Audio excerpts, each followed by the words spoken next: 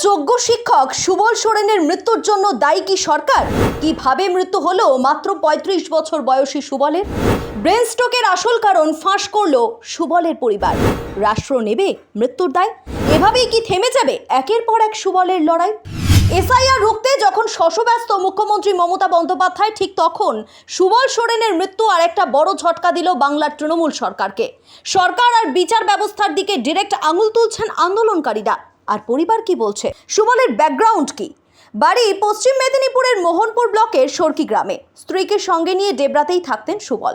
ডেবরা ব্লকের বৌলাসিনী হাই স্কুলে রাষ্ট্রবিজ্ঞানের শিক্ষক ছিলেন তিনি। চাকরি করছিলেন ৭ বছর ধরে। মাঝে সুপ্রিম কোর্টের রায়ে চাকরিহারা হয়ে পথে বসতে হয় তাকে। তারপর থেকেই চলছিল প্রতিবাদ আন্দোলন। এর মধ্যেই ১১ই আগস্ট হঠাৎ করেই ব্রেন স্ট্রোক হয় সুবল সোরেনের। তড়িঘড়ি ওই শিক্ষককে চিকিৎসার জন্য কলকাতায় ইএম বাইপাসের ধারে একটি বেসরকারি হাসপাতালে ভর্তি করানো হয়। কিন্তু তার শারীরিক পরিস্থিতির বিশেষ উন্নতি হয়নি। শুক্রবার সকালে চিকিৎসাধীন অবস্থায় সেখানেই মৃত্যু হয় সুবলের।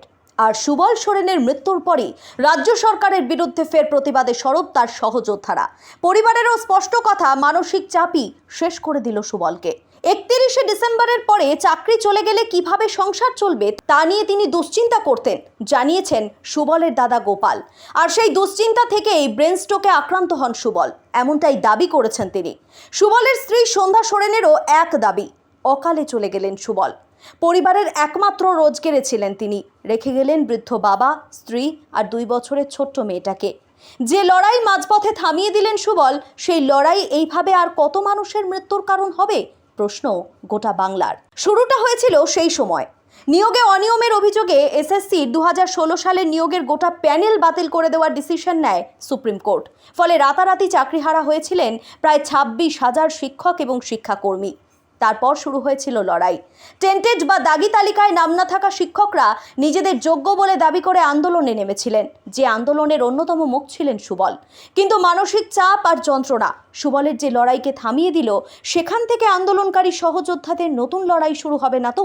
আন্দোলনকারী শিক্ষক শিক্ষিকাদের মধ্যে শোকের ছায়া নেমেছে। তাদের দাবি, আবার নিয়োগ পরীক্ষা দেওয়ার চাপ নিতে পারেননি সুবল, সেই থেকেই অসুস্থ হয়ে পড়া। এই মৃত্যুর দায় রাষ্ট্রকেই নিতে হবে। কিন্তু রাষ্ট্র সুবলের জীবনকে ফেরাতে পারবে? সুবলের মতো হাজার হাজার আন্দোলনকারী শিক্ষক শিক্ষিকা আজ পথে নেমেছেন।